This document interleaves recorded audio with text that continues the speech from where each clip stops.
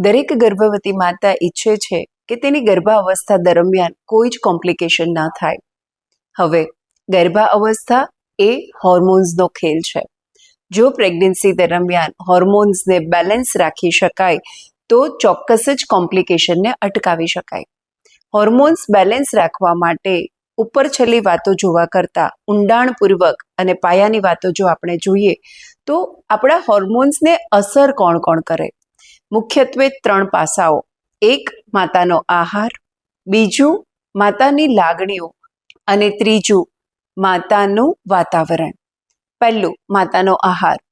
કેટલાક આહાર એવા હોય છે કે જે આપણા શરીરના જે હોર્મોન્સ છે ને એને મિમિક કરે, એટલે કે એ આપણા શરીરના હોર્મોન્સને જ્યાં કામ કરવાનું છે તેની જગ્યા પર જઈને બેસી જાય, જેથી કરીને આપણા હોર્મોન્સ ત્યાં કામ નહીં કરી શકે. અને આના કારણે માતાએ ટીન ફૂડ, પેકેટ ફૂડ, પ્લાસ્ટિકમાં પેક કરેલી વસ્તુઓ, બહારનો આહાર, આનાથી દૂર રહેવું જોઈએ. બીજું, માતાની લાગણીઓ. જ્યારે માતા ચિંતામાં છે, સ્ટ્રેસમાં છે, ત્યારે માતાની અંદર સ્ટ્રેસ હોર્મોન રિલીઝ થાય છે.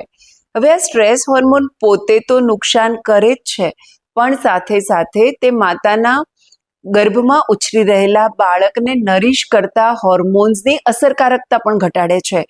તો જ્યારે માતા ખુશ છે, જ્યારે માતા આનંદમાં છે, પોતાની ગર્ભાવસ્થાને માણી રહી છે, ત્યારે માતાના શરીરમાં હેપી હોર્મોન રિલીઝ થાય છે.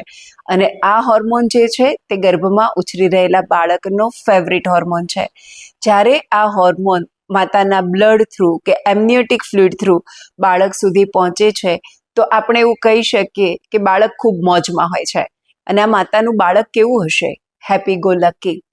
આવી જ રીતે જ્યારે માં ગુસ્સો કરે છે ત્યારે માતાની અંદર જે હોર્મોન રિલીઝ થાય છે, કોર્ટિઝોલ હોર્મોન, જે બીજા હોર્મોન્સને પણ ડિસ્ટર્બ કરશે, માતાની અંદર તણાવ પણ વધારશે અને આ જે હોર્મોન છે તેનો સ્વાદ કડવાશ પર છે. આવું જ્યારે થાય ત્યારે બાળક ગર્ભજળ લેવાનું પણ બંધ કરી દે અને ત્યારે બાળકના માટે કહેવામાં આવે કે બાળકની આસપાસ પાણી વધી રહ્યું છે અથવા તો બાળક જે છે એની પ્રવૃત્તિ, એની મૂવમેન્ટ ઓછી થઈ રહી છે. અને જ્યારે માં પોતાના બાળક માટે તેમજ આસપાસના લોકો માટે પ્રેમ અને લાગણીનો અનુભવ કરી રહી છે ત્યારે માતાના શરીરમાં એવા હોર્મોન્સ રિલીઝ થશે જે બાળકના શરીરને તો પોષણ આપી જ રહ્યું છે, પણ સાથે સાથે બાળકના ભાવનાત્મક વિકાસ માટે પણ પોષક છે. તો માતા પોતાના આહાર પ્રત્યે, પોતાની લાગણીઓ પ્રત્યે અને વાતાવરણ પ્રત્યે સજગ થઈ જાય.